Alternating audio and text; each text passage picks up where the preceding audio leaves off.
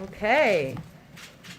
Joining us today is another member of the President's Jobs Cabinet, Secretary of Commerce, Gina Raimondo.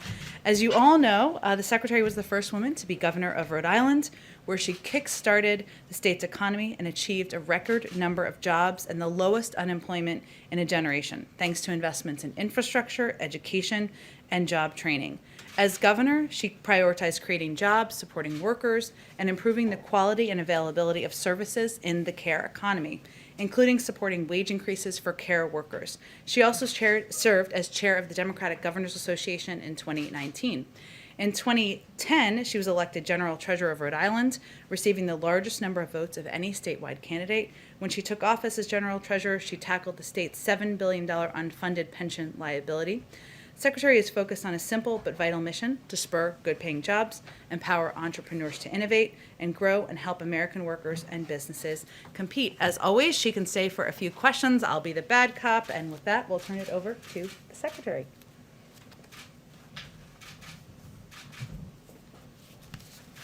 Thank you, Jen. Good afternoon, everybody. Good afternoon. Nice to see all of you, and it's an honor for me to be here to talk a little bit about President Biden's American Jobs Plan. At its core, the American Jobs Plan is about making sure every American has the opportunity to get a decent job, a decent, well-paying job with dignity and has opportunity. It's a historic investment in America intended to create tens of millions of jobs, rebuild our country's infrastructure, and position the United States to outcompete China. Many have commented that it's large, it's bold, it's necessarily large, because frankly we're behind, and we've neglected for too long important investments in our infrastructure. We need to ensure that investments in infrastructure, advanced manufacturing, workforce development, and our care economy are made at the scale we need, and are made in every single community in America. And as the President has led us to, is leading us to Build Back Better, that means we need to do so more inclusively and ensure that these investments that we are making in broadband, in housing, in the care economy, in water, are in every community in America, rural, tribal, urban, communities of color, and reaching everyone across America. The fact is we have failed for a long time to invest, and as a result, we have fallen behind. So why does that matter? It matters because it makes it harder for small businesses to compete. It matters because it makes it harder for American companies to compete, and it makes it harder for the average American to get a decent job and to get the skills they need in order to get a high-paying job in the industries that are growing today and tomorrow. And the fact of the matter is, we know that lack of investment, particularly in public transportation, transit, water, housing, has hurt low-income folks and people of color the most. And it's time to finally rectify that systemic inequality and build back better and more equally. As Jen said, my job as a Commerce Secretary is to do everything I can to enable American businesses of all sizes to compete. And at its core, the American Jobs Plan is about investing in American competitiveness, strengthening our workforce, rebuilding infrastructure, and leveling the playing field so all Americans have a shot at a good job. Now, prior to being Commerce Secretary, I was governor for 6 years. Prior to that, I was in the private sector. And so over the course of my career, as an entrepreneur, as governor, now as Commerce Secretary, I have had many discussions with businesses, from the biggest to the smallest. And over the years, there is something that we all seem to agree on, which is that we need to make massive investments in our infrastructure if we are going to compete and ensure America's global competitiveness. And most recently, I have spent a lot of time in the past few weeks talking to business leaders, and I can report to you that there's a broad level of enthusiasm for big investments in infrastructure.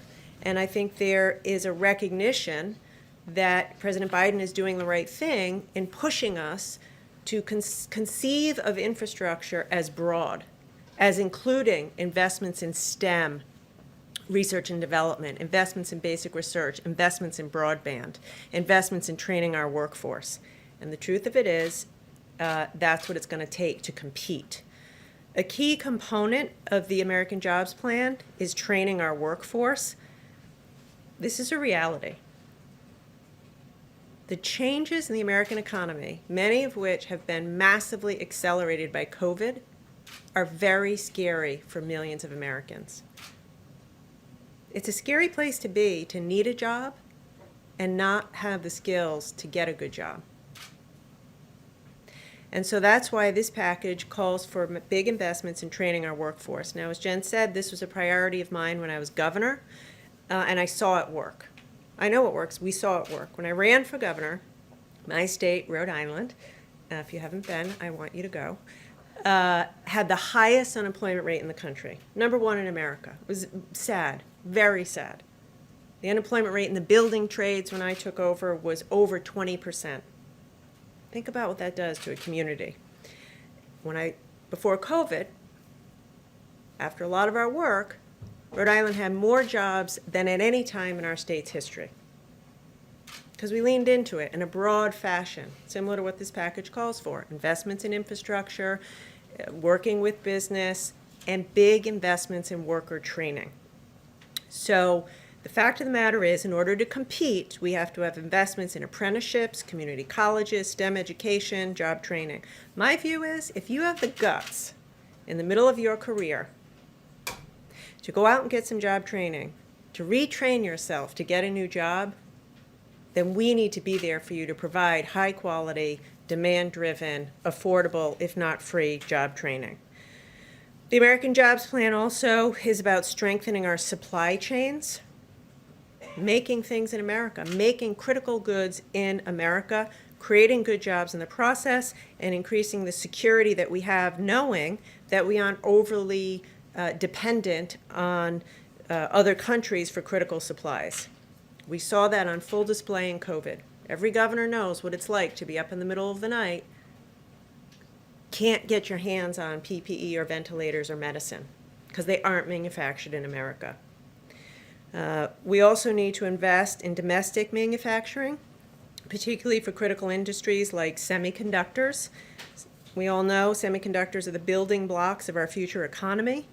And as we go through the data and digital revolution, semiconductors underpin so much of the new technology where we'll see job creation. So we are living through now a global chip shortage. We're seeing that hurt businesses in every sector, and so we need to strengthen our domestic supply chains. The American Jobs Plan calls for a $50 billion investment in semiconductor manufacturing and research, as is called for in the Bipartisan CHIPS Act. Finally, we need strong investments in our broadband infrastructure. We've seen more clearly than ever before that high-quality, affordable broadband isn't a luxury, but it's a necessity for education, jobs, and healthcare. But millions and millions of Americans don't have access to broadband, particularly in rural communities. I finally want to address one last component, which is the investments in the care economy. You might say to yourself, why is the Commerce Secretary talking about investments in the care economy? Because it matters. It is core to our competitiveness. In order for you to be able to go to work, you need to know that your loved one is being taken care of. And also, we have millions and millions of women, mostly women of color, working full-time, caring for our loved ones, living in poverty. It's time to make those investments so they can have a dignified job and so that we can shore up our communities. As Jen said, I did a lot of work of this as governor, and it's something that I'm very proud of President Biden and to be on the team of a president who's investing in the care economy. So fundamentally, this plan invests in American workers and businesses, small and large alike, so they can compete and win in the global marketplace. And I'm psyched to talk to you about it and proud to be on the team that's going to get this done. All right, Kristen. Thank you, Jen. Thank you, Secretary Raimondo, for being here. As you know, some Republicans have looked at this plan and said if you increase the corporate tax rate overall, in the long run, jobs could be eliminated. They cite one study, the Tax Foundation, that says that increasing the corporate tax rate will eliminate 159,000 jobs over the next 10 to 30 years. How do you respond to that criticism that in the long run, this plan kills jobs? I don't agree with that assessment. So a few points. First of all, every business leader I talk to, big and small, agrees we must make these investments in infrastructure in order to compete. If we don't invest in semiconductors, we're going to fall further behind. If we don't invest in job training, we're not going to have the workforce that businesses need to compete. So it's essential that we make these investments.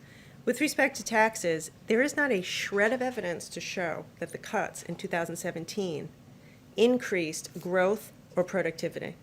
Actually, very little of it went into additional R&D. So the fact of the matter is the corporate structure today is broken. Many companies don't, large profitable companies pay no corporate taxes. So I'd like to think we can all agree that it needs to be improved, level the playing field, close the loopholes, and have a discussion around how we do this together to improve competitiveness. If it is raised to 28%, though, that would put the U.S. at one of the highest in the world. Does it have to be 28%? Would you go lower? Could you accomplish the same thing if the tax rate weren't raised to 28%? So there is room for compromise. That is clear. The president has said a few things. We have to get this investment done. He's charged us to work across the aisle and in a bipartisan way, and we need to pay for what we're doing. Like our proposal is to invest in 8 years and pay back over 15. Now we can have a discussion about that. Should we pay it back over 20 instead of 15? Is the rate not quite 28? Is it something, lower? So we want a compromise. What we cannot do, and what I am imploring the business community not to do, is to say, we don't like 28, we're walking away, we're not discussing. That's unacceptable. Come to the table and problem solve with us to come up with a reasonable, responsible plan. Thank you. Mario. Thank you, Madam Secretary. 2 questions for you. On the infrastructure side, how do you target and make sure that those projects help minority communities? I'm thinking of the situation in Jackson, Mississippi, for example, Flint as well. And then my other question is, how do you make sure that minorities are the beneficiaries of these jobs, right? There's been a long history of programs that were built to help minorities. I'm thinking of opportunity zones with the last administration that didn't ultimately help minorities. Yeah, really good question. 2 things. So again, the president's been very clear in this. This is about equity in everything we do. And I can promise you as Commerce Secretary, like right now we have $3 billion from the rescue package to invest in communities. I promise you now, equity is front and center.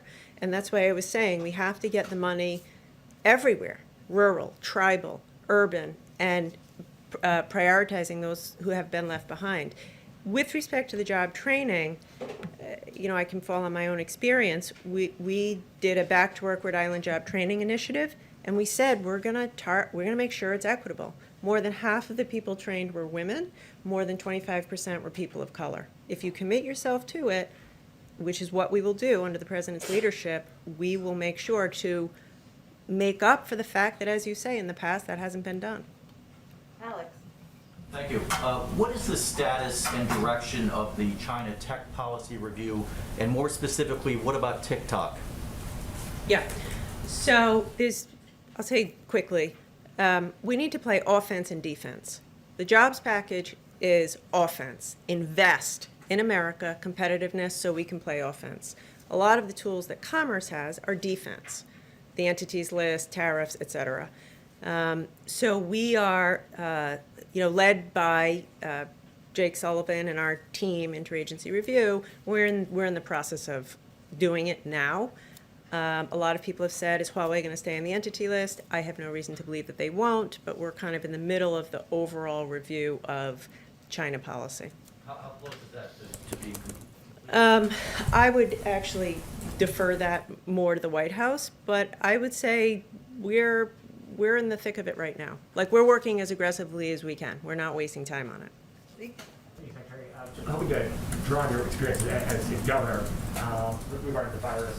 The White House and the president have been calling on governors across the country not to roll back virus restrictions, business capacity limitations, and the like.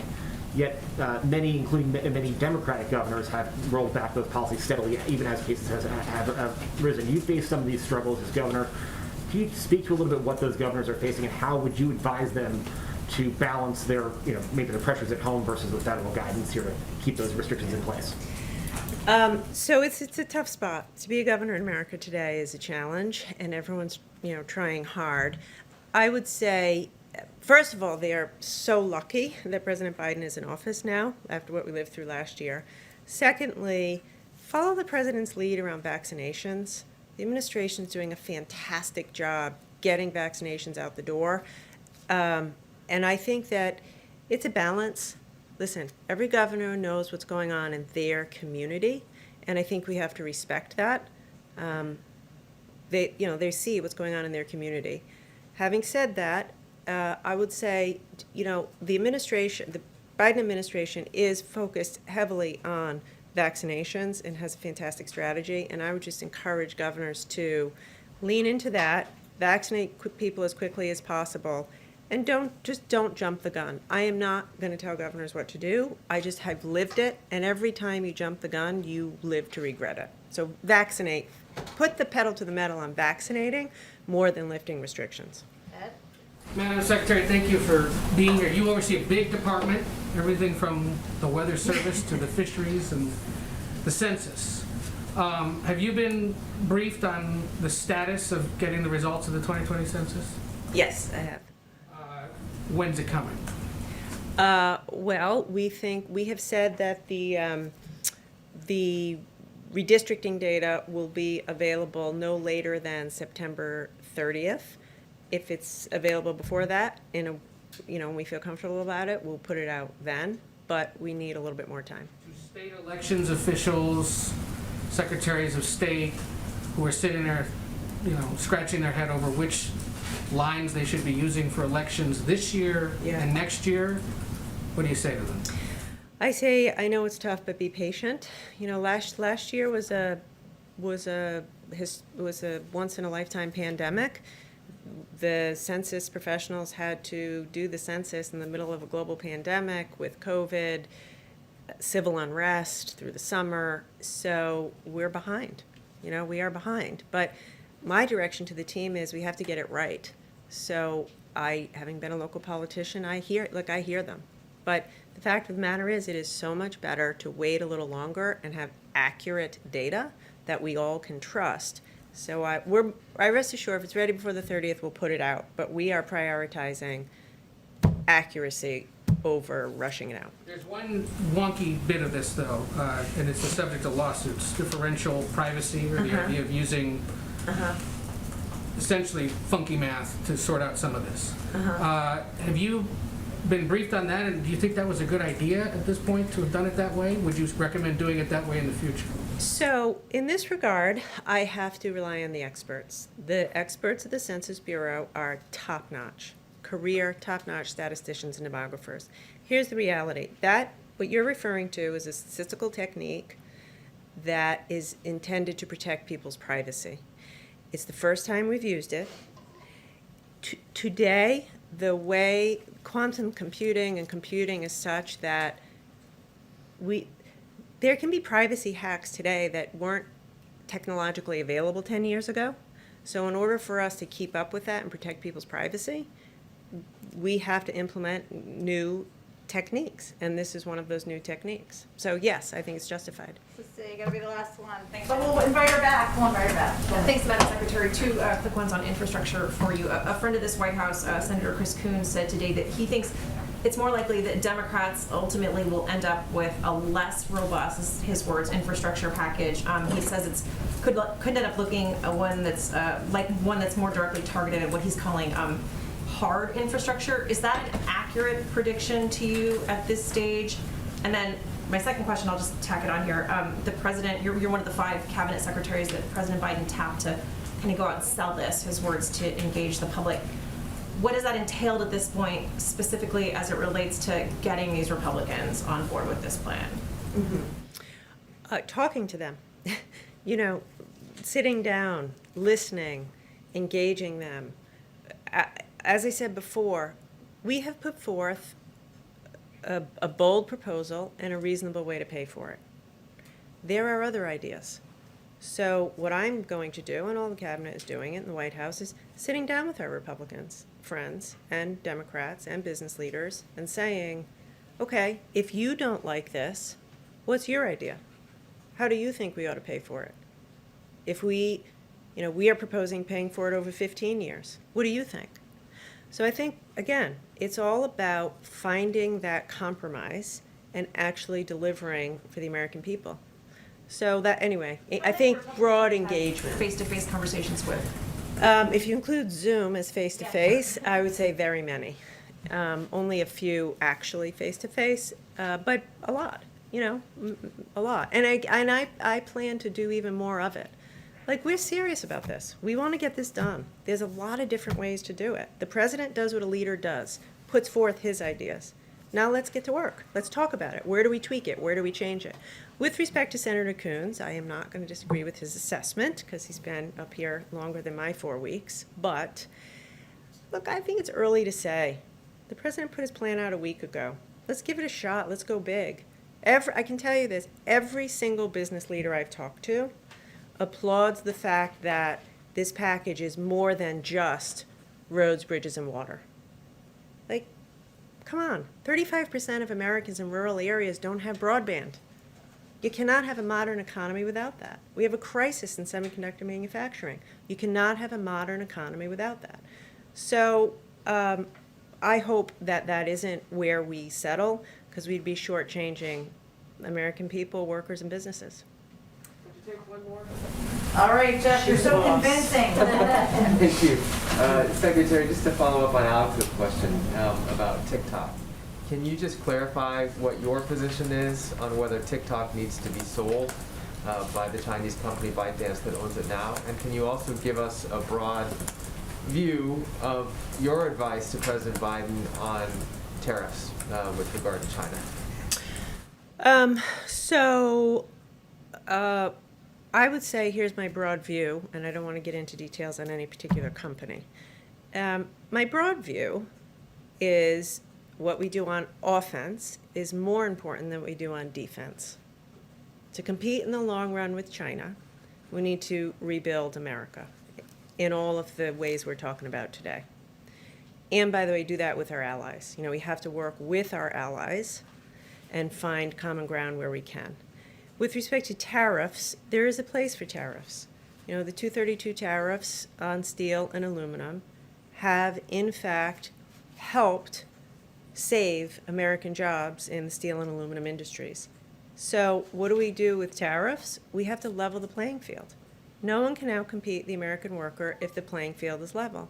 And the fact is China's actions are uncompetitive, coercive, underhanded. They've proven they'll do whatever it takes. And so I plan to use all the tools in my toolbox as aggressively as possible to protect American workers and businesses from unfair Chinese practices. Umesh, I don't want to leave you hanging, and you're the last one hanging. At the risk. Well, this is great. Thank you, Madam Hopefully Secretary. the secretary will come back after this. Go ahead. It depends what she asks. Yeah. Right, now it's a lot of pressure. But thank you for taking my question, Madam Secretary.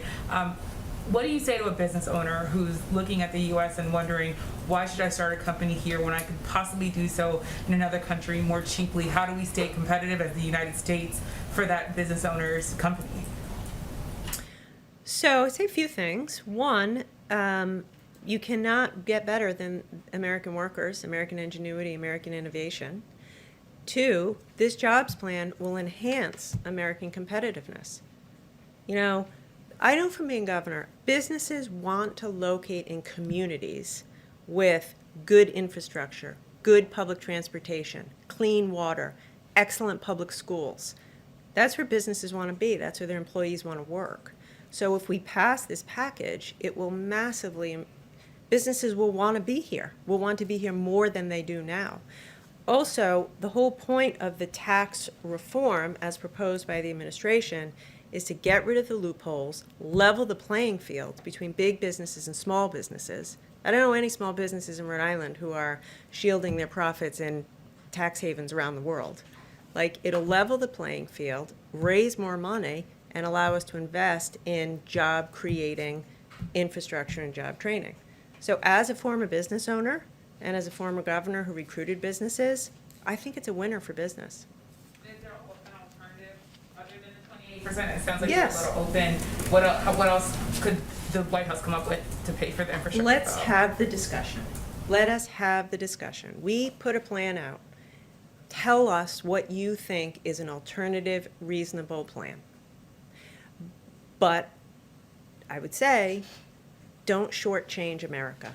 Don't come back and say we only need $500 million of infrastructure, because we don't. Because if we do that, we'll be in the same place or a worse place 10 years from now.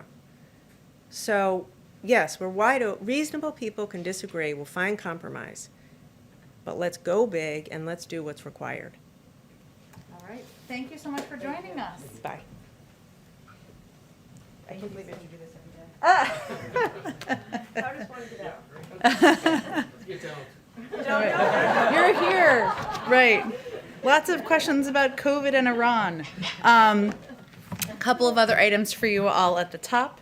A new survey just yesterday from Invest in America and Data for Progress found that 73% of voters backed the American Jobs Plan. That includes the support of 57% of Republican voters.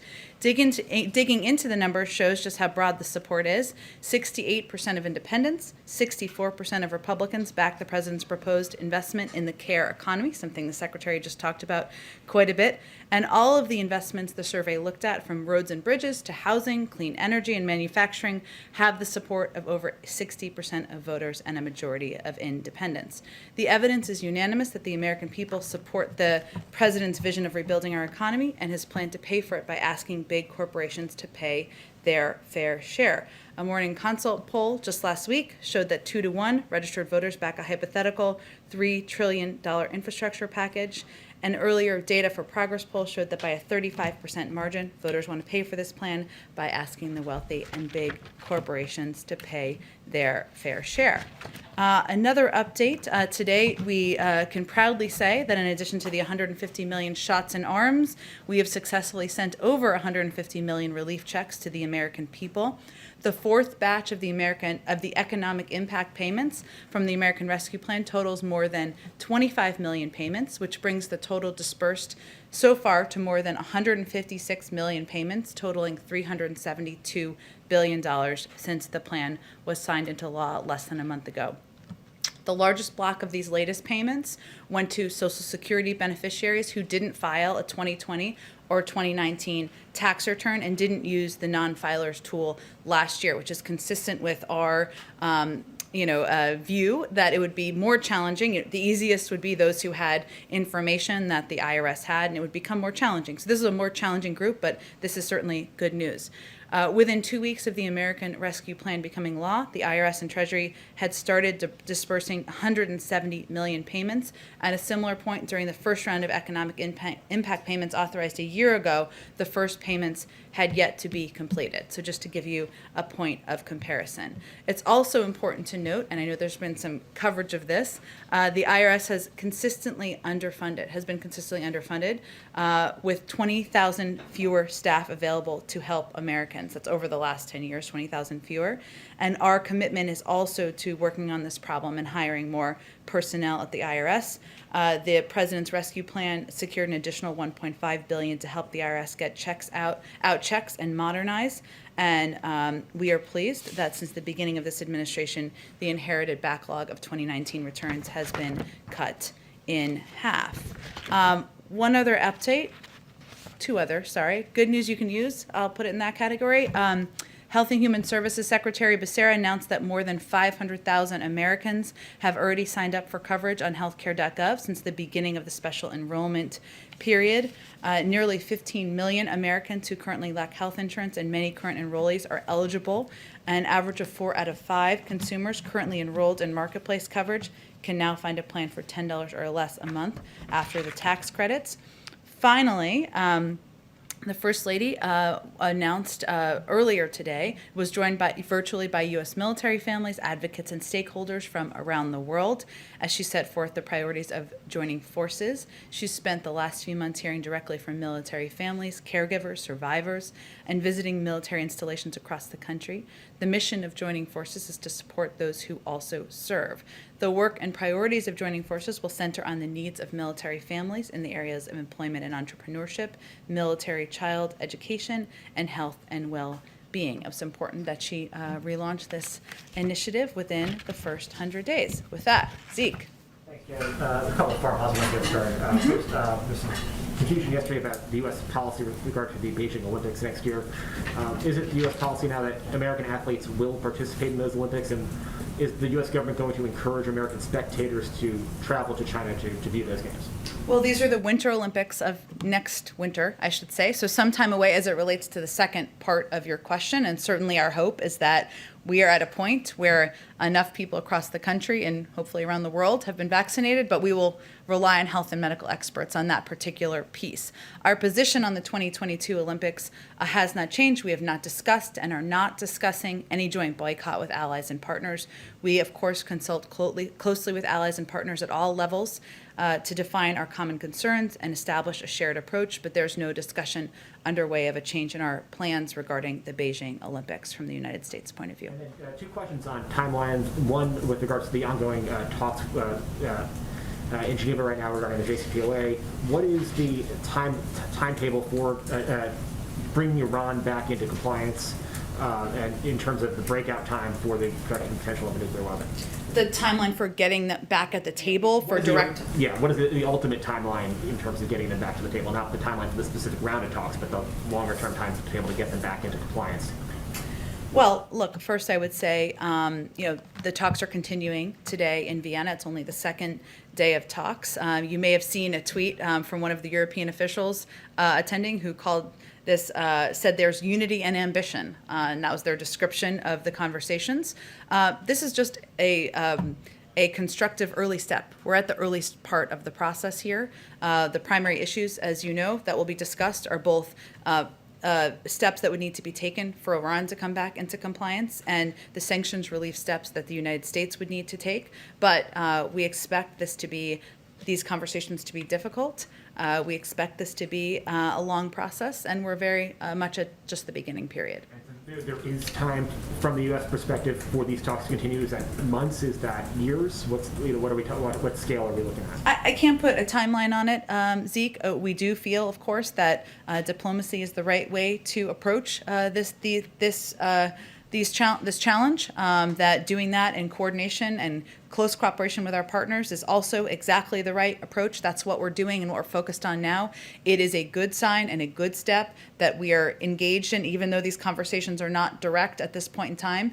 But again, we're at the beginning of the process. I expect they may have more to read out once they complete this round of talks. And the second timetable question, we heard the president talk a lot about when Americans will be eligible to get vaccinated. What is the president's timetable by which point all Americans should have already been vaccinated? What is his goal, his deadline for Americans to actually get the shot in arms? Well, there's a role that the federal government can play, led by the president, of course, increasing the number of vaccine supply we have. He's done his job in that regard. We're going to have enough vaccine to vaccinate, more than enough, I should say, every adult American by the end of May. He has increased and invested in the number of people we have as vaccinators, increased the number of vaccination sites around the country, more than doubling the number of pharmacies, investing in mass vaccination sites, investing in community health centers. It is now incumbent upon the American people to do their job and continue to mask up, get the vaccine when they're eligible. We, of course, just launched a massive public campaign that is both paid media as well as investment in community organizations. But I can't make predictions for you here. That is going to be determined in large part by the American public.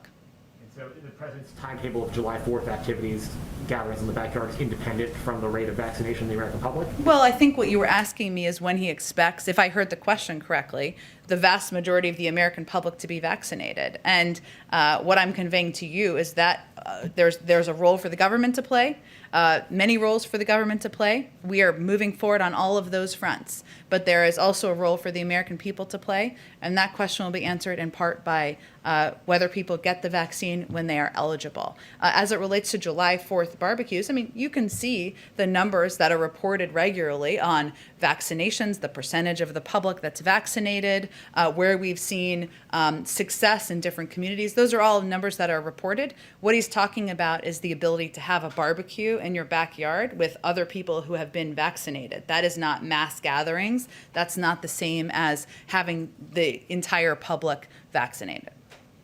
Go ahead, Jeff. John, can you confirm that the Biden administration plans to restart aid to the Palestinians?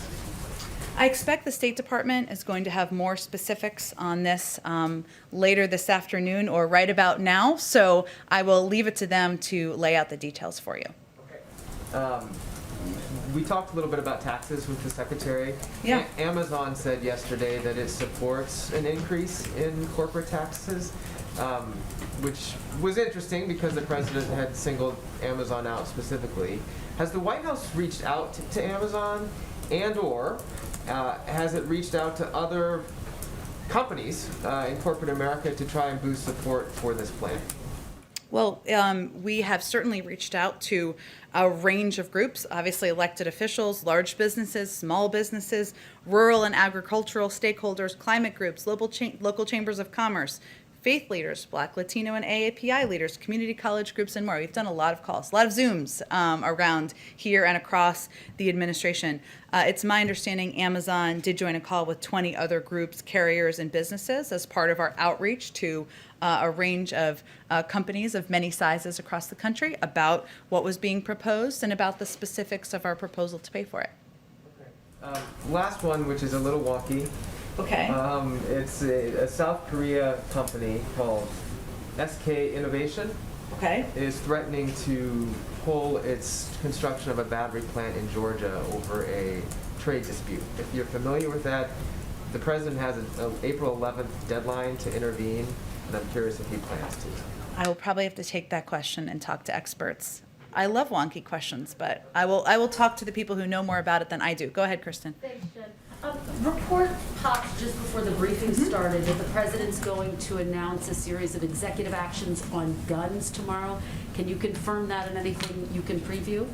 I don't have anything to preview. I can convey that I expect the president will have more to say tomorrow. Okay, and will it involve ghost guns, potential expanded background checks on ghost guns? I'm just not going to preview more from here. I expect we'll have more. We will probably do a background briefing call for all of you later today. Follow up on something Secretary Raimondo said. She was very clear that there is room to compromise on increasing the corporate tax rate to 28%. As you know, Senator Manchin is saying he wants it to be as low as 25%. Is there a scenario where the president would go that low? Well, look, here are principles. Debate is inevitable. Compromise is inevitable. Changes are certain. And our main bottom line is inaction is not an option. And so we see it as a positive that Senator Manchin, that others, Republican members, other Democrats have come forward and said, I like these pieces. I propose a different component on the tax piece. We're happy to have that discussion. And what we are seeing, though, is broad agreement about the need to invest in and modernize our infrastructure. Could you get everything you wanted in the bill at 25%? Well, just like any discussion or negotiation, there's lots of factors. It's like a Rubik's Cube. I don't know if that's the right analogy, but if you are proposing a lower tax rate, then you have to make some decisions. What would you compromise on that? We're going to have those discussions with members of Congress. Expect the president will welcome members of both parties here when they return next week, and he'll have those discussions with them. We're having them with committee staffers, with staffers on the Hill, to see what the push and pull can be, where there is agreement. Let's start there. Where there are alternative ideas, additional ideas. Remember, some members are proposing to make the package smaller. Some are proposing to make it larger. That's all a part of the discussion. You said yesterday, Jen, the president continues to believe that there is a bipartisan path forward. Is that realistic, given the backlash that you've seen so far from Republicans? And if the president can't win over any Republicans, is he staying true to that promise of ushering in a spirit of bipartisanship? Well, here's how the president sees it. Democrats and Republicans will have ideas about what they like or don't like about the plan. That's a good thing. That's democracy in action. That's the American way. Our view, his view, is we don't just fix what is broken today, we build for tomorrow. And his idea of infrastructure is evolving, is that it should evolve to address the needs of the American people. We believe there is a fair amount of opportunity for agreement, that we are open to compromise, we welcome the debate, and we'll look forward to having those conversations when members return. You would pass it along party lines if you needed to. I don't think we're quite there yet. The president believes there is an opportunity to work with Democrats and Republicans, that there is agreement on the need to modernize our infrastructure. There is agreement that we need to do more to compete with China. Let's start with areas where we agree and have a discussion from there. Go ahead. Two things, and thanks for confirming the timing on guns specifically.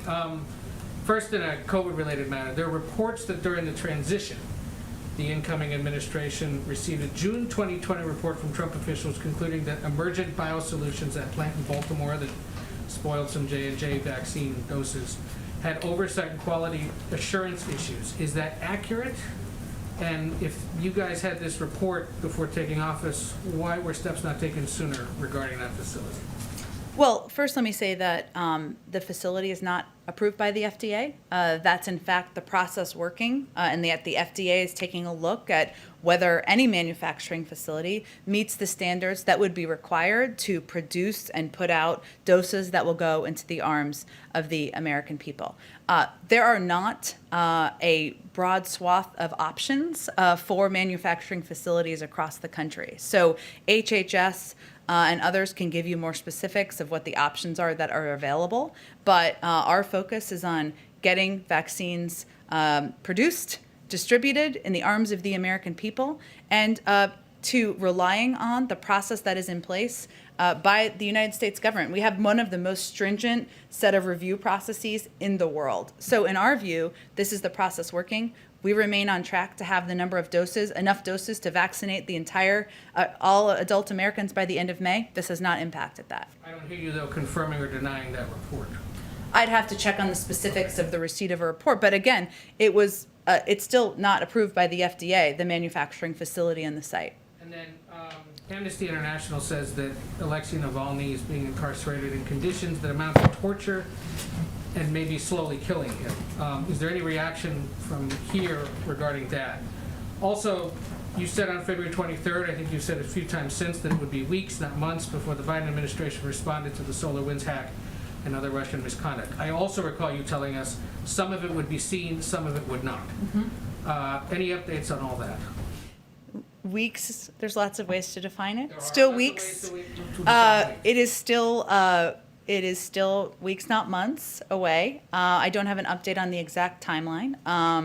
I will say on the reports you referenced of Mr. Navalny, we are disturbed by reports that Mr. Navalny's health is worsening, that he's on a hunger strike to demand access to outside medical care. We urge Russian authorities to take all necessary actions to ensure his safety and health. So long as he is in prison, the Russian government is responsible for his health and well-being. We will continue to monitor the situation closely.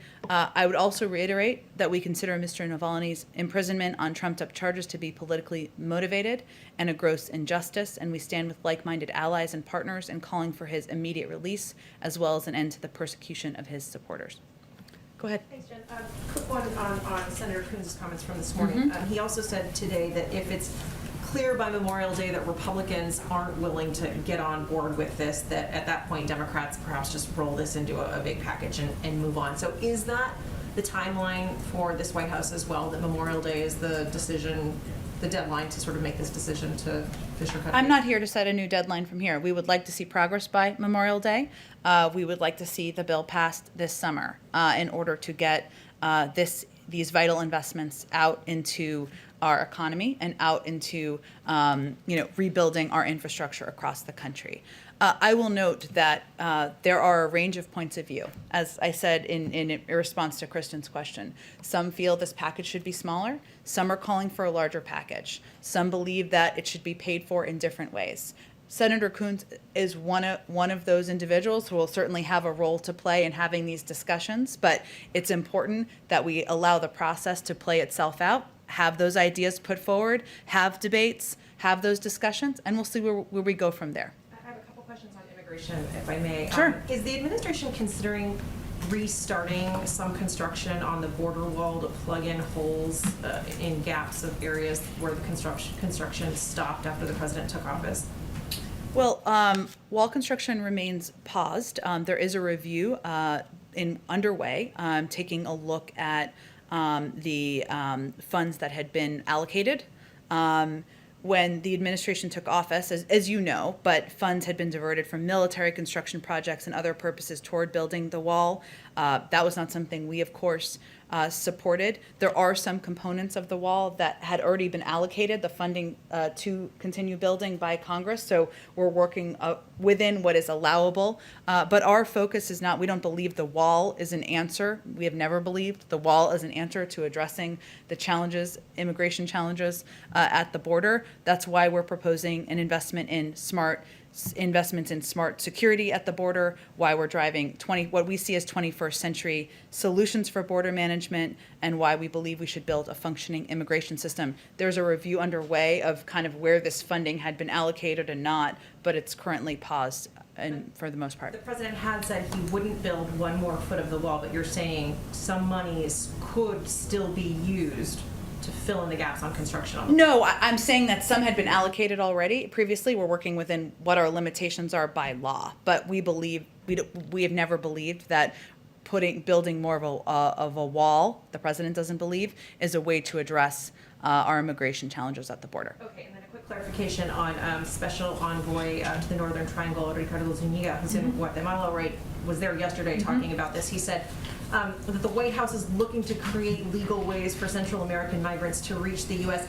Is that could you explain more on if you know what he was talking about? Is that what President Biden has talked about, allowing folks to apply for asylum in their home countries, or are there other options being considered?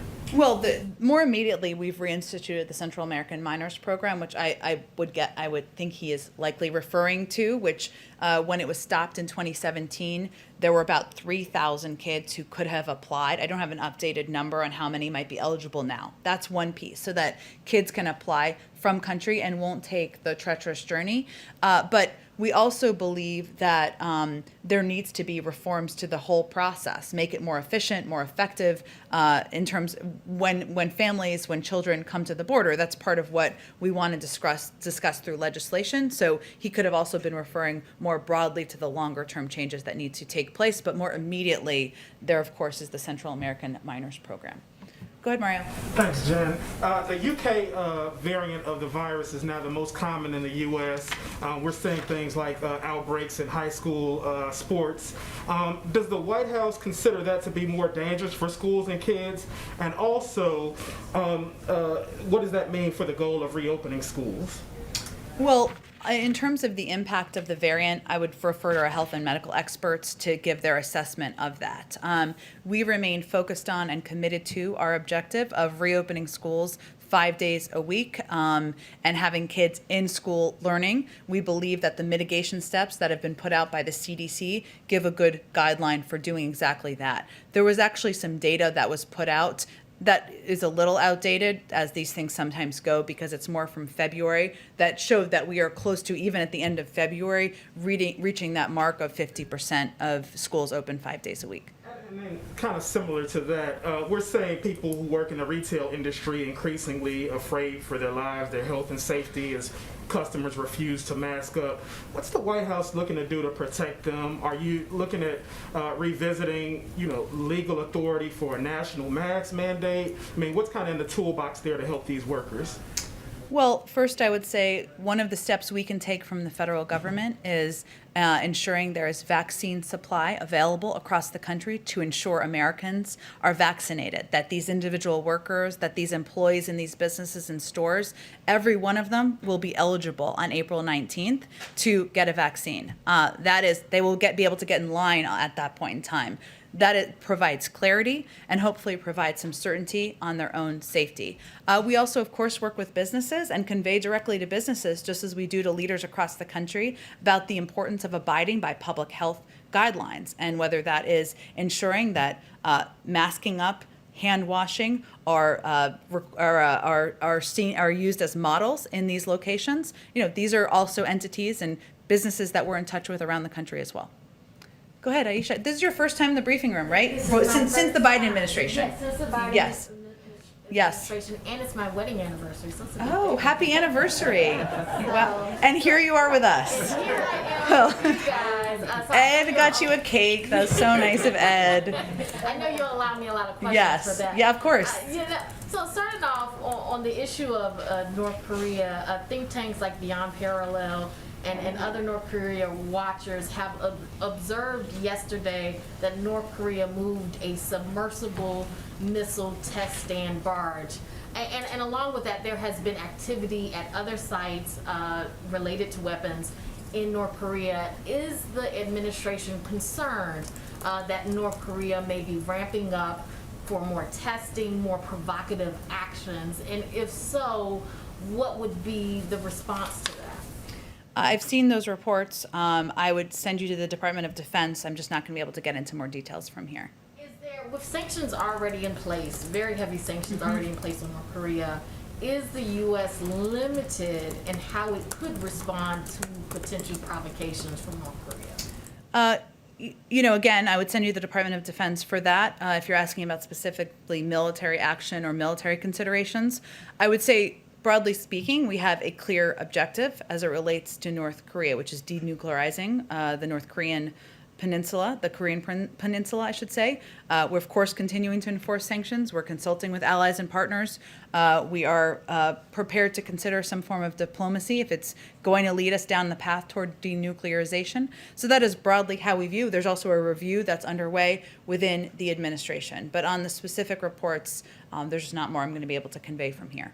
On a separate issue, President Biden, when he was a candidate, pledged that within the first 100 days, there would be a commission on policing oversight set up. I know that we still have some more time in the first 100 days, but what is the status of that? And, where do things stand with that commission?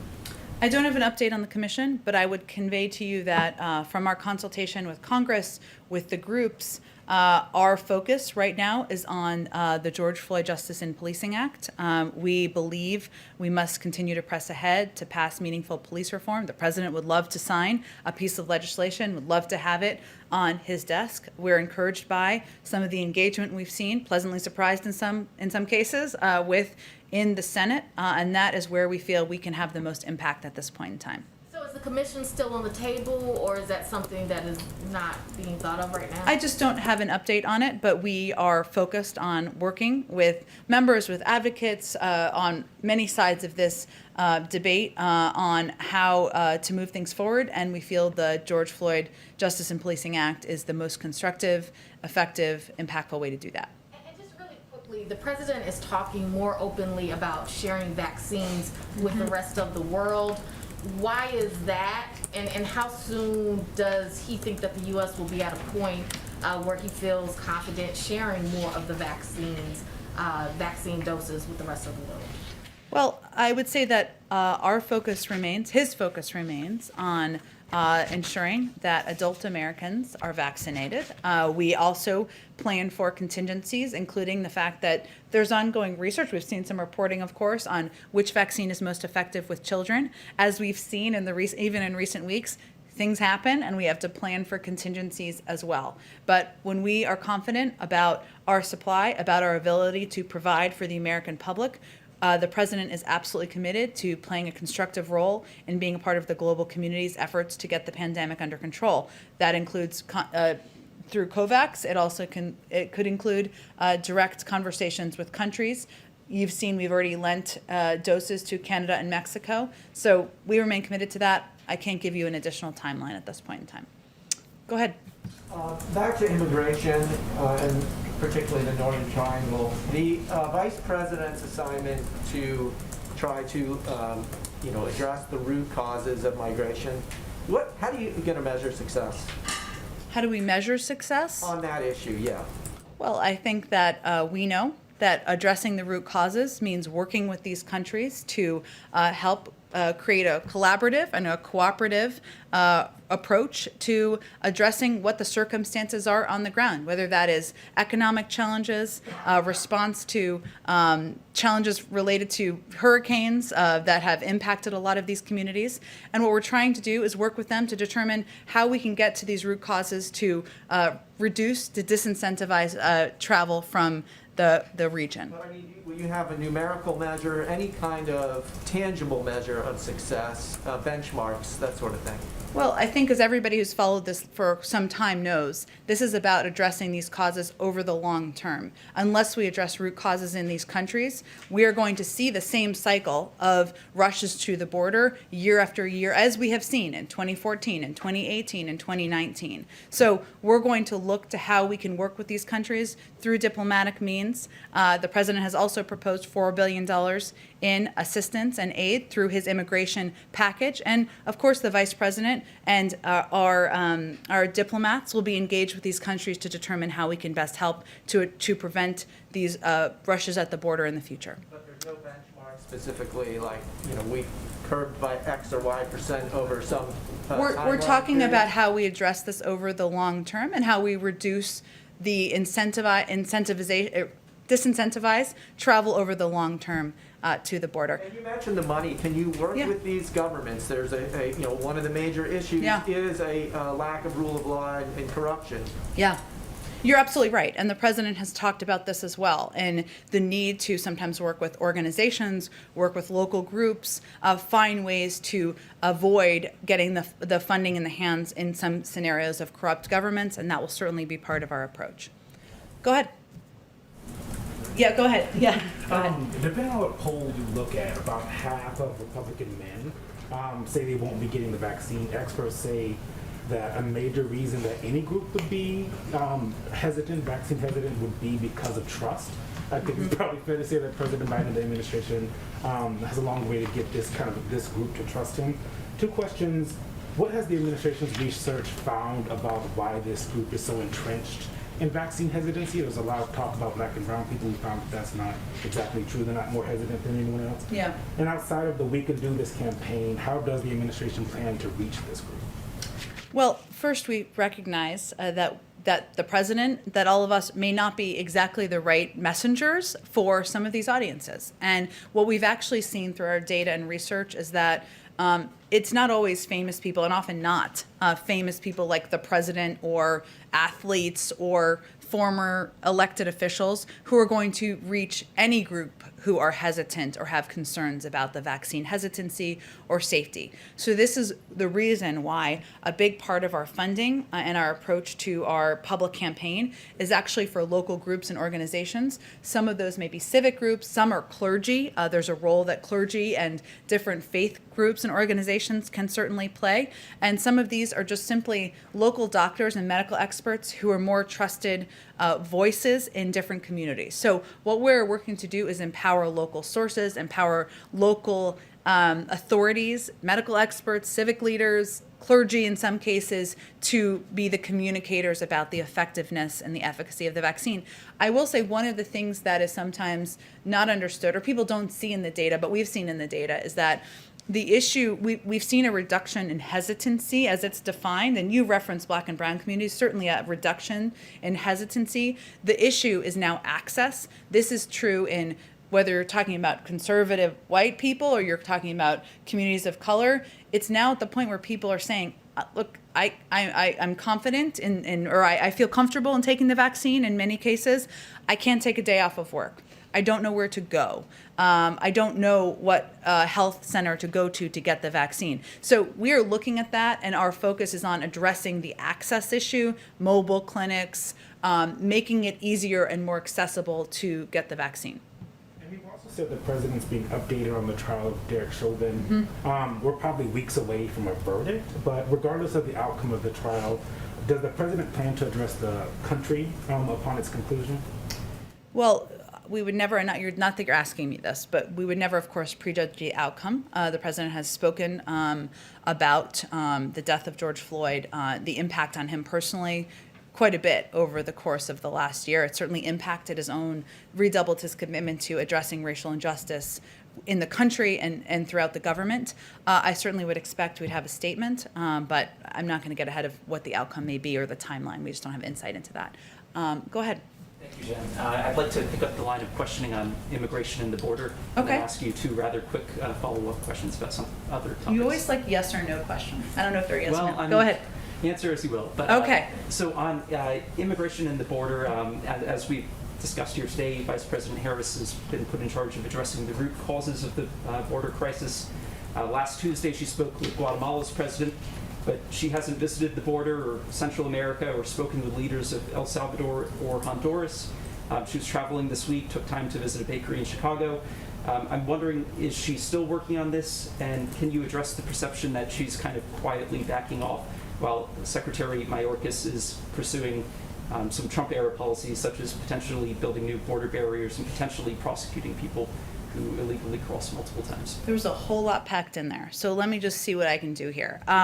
First, I would say the vice president was visiting Chicago actually to talk about COVID and the importance of communities getting the vaccine when it's available and accessible to them. And so while she was there, like many Americans, she got a snack. I think she's allowed to do that. But she was there to talk about COVID and play a role, as she's playing a significant role on our efforts to address vaccine hesitancy, communicate with the public about how we can do this, and it's imperative to get the vaccine when it's available. Second, I would say that yesterday, and this was actually a statement put out by her team, USAID announced the deployment of a DART team. We only have these in a couple of places in the world, so this is fairly significant, to respond to urgent humanitarian needs in Guatemala, Honduras, and El Salvador. This is meant to help address the immediate humanitarian needs, whether it's drought, food insecurity, ongoing COVID-19 pandemic, and this is in communities that are still recovering. So that is actually an announcement made by the vice president's team earlier today. This is absolutely an issue that she remains committed to, is in the lead on. The Northern Triangle, which I'm sure you're aware of, but is not the same as the border. They're all related to each other, but addressing being responsible and in the lead on the Northern Triangle is working with these countries in the region, addressing the root causes, working with them on how we can address issues like long-term food insecurity, drought, the COVID-19 pandemic, hurricanes, etc. That's what she's focused on. I don't have an update on when she'll travel. I'm sure it will be soon. She's still working on this issue very much. Well, they wouldn't be putting out a statement this morning if she wasn't, would they? And my two other questions, I'd like to circle back to something that a colleague asked in this room a few Sure. weeks ago. They asked about a request by about 36 Democrats in Congress for President Biden to relinquish unilateral nuclear launch authority. I believe at the time you weren't aware of that request, and I was wondering if you've been able to get an answer from the president on that. I don't have anything more for you on that. And my third question, Yeah. if I could. According to a report yesterday in Axios, we may soon have a prominent transgender gubernatorial candidate. It would be a Republican, Caitlyn Jenner in California, and I'm not asking. Are you announcing her run? No, I'm just announcing. Are you working for her? Report. I'm not. Okay. I'm not, but and I'm not asking you to endorse anyone, but I was wondering if the White House welcomes this apparent LGBT milestone. We certainly would welcome the freedom of any human participating in the democratic process to run for office, of course, and including, of course, transgender members of our society. Go ahead. Thank you. I just want to ask if the budget rollout is still going to happen this week, and secondly, is it accurate that debate or discussion about defense spending is what's holding it up. That is not accurate. We know you all are eager to have the discretionary guidance, and it certainly will give some insight into the president's priorities and the priorities of this administration. We hope to have that out very soon this week, but I don't have an exact date for you quite yet. It sounds like it could possibly slip into next week. Is that I think we're hopeful it will be out this week. And then just to follow up on the Olympics issue, understanding what you said, the U.S. position, however, is still that China has committed genocide. Yes. Doesn't that demand some sort of response or action from the U.S., and what will the U.S. need to see before it fully participates in the Olympics? Well, I would say first, just to be very clear and reiterate, our position has not changed in our planned participation. However, we are working, of course, on, as we would be on any issue, in coordination with our partners and allies, about a range of concerns we have with China's behavior and their actions, including the genocide of Uyghur Muslims in China, including actions that China has taken as it relates to economic and security steps. And so that is something we would do in partnership and coordination with our partners in the region. Just like any relationship, there are areas where we feel we can work together, areas where we have great concerns. We voice those. We don't hold back on those, as the president did in his call with the president. Go ahead. I have a couple questions. The first is, there are some studies that show that Black Americans have half the vaccination rate of white Americans, and I wonder why the administration is not setting hard numbers with their equity goals. How do you measure success if you don't put actual numbers next to the goals? I would have to check those numbers. I'm not challenging them. I just would have to talk to our COVID team about those. As you know, equity is central to what we do, COVID and addressing the pandemic, and ensuring we are taking steps to address getting the vaccine out to communities around the country is central to our focus. We are constantly monitoring where the vaccine doses are going and that they're equitably distributed. That's something, every vaccine is marked in boxes. We saw this at Pfizer. It's very cool, actually. We've monitored that closely. We monitor the uptick in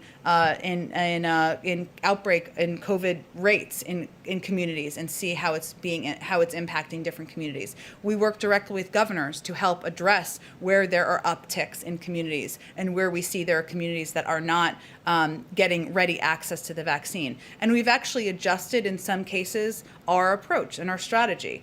That's why we've increased our investment in community health centers massively over the course of the last several weeks. Why we've increased our investment in mobile clinics, because one of the issues we're seeing is access, right? Access and the ability to, many people can't take a day off of work, especially if they're working in jobs where it doesn't allow for that. We want to bring the vaccine to people as frequently as we can. So what I would tell you is that we are constantly adapting and adjusting our strategy to areas where we see that we are not effectively addressing distributing the vaccine equitably. That is central to our focus and will continue to be. Just to reiterate, the question was, why not set hard numbers? There's 100 million for the first 100 days, then 200 million. Why not say we want to see 20% or 30% of Black people, Hispanics? Why not put numbers by your equity goals? I'm happy to check with our team. We may have internal goals along those lines, but I would just convey to you that we look at it as our objective is to vaccinate every adult American. That includes, of course, every adult American who is white, Black, brown, Asian American, and that we look closely at where we are, where there are communities where there is an uptick, where there are communities. So I was trying to actually address your question, actually what we're doing about it, which I think is the most important information people might be looking for. To racial equality, the infrastructure bill has $400 billion focused on home health care aides. A lot of them are women of color. How is that infrastructure, and explain why you see home health care workers as part of infrastructure? Well, first, this is essentially a jobs bill. Yes, there's a lot in here that is infrastructure, but as the secretary just conveyed, our workers, our workforce is part of the backbone and the infrastructure of America's economy and communities. And if you have home health workers, as you noted, who are predominantly women of color, there are predominantly workers who are paid often $11 an hour about on average. These are communities and individuals who need greater assistance and need greater help. In addition, the people who are impacted most by the need for caregiving are women. We see that statistically. About 2 million women have left the workforce as a result of the pandemic. And so our objective and our focus is on addressing physical infrastructure, the infrastructure that is going to help us compete, including broadband. This is a broadband map. I love maps, don't you guys? This shows where there is not great broadband around the country, which I think is so interesting and shows you how much we need to do, what we need to do to address it. But if we're going to get women back in the workforce, this is an area where we need to address. And so the President felt it was an important and imperative part of the package. And as the Secretary noted, it's something that many businesses are also welcoming. 2 quick questions. They're one's a yes or no question. Sure. President Biden has indicated that Beau Biden's cancer was likely caused or linked to burn pits. This is a question from our foreign team. Does President Biden and the White House support the bill Senator Gillibrand and Senator Rubio have sponsored related to burn pits? I'll have to look more specifically at the bill. He has talked about this quite frequently, including when we were in, I can't remember what state, where he visited the hospital. I don't remember. Ohio, thanks. It's like a phone a friend. And when we were in Ohio, he talked about this as well, but I can check with our legislative team. Supports the bill. I haven't looked more deeply into the specifics of the bill. My last question is on immigration. The Family Reunification Task Force, as of now, is saying that it hasn't reunited any families because they're still sorting through the system.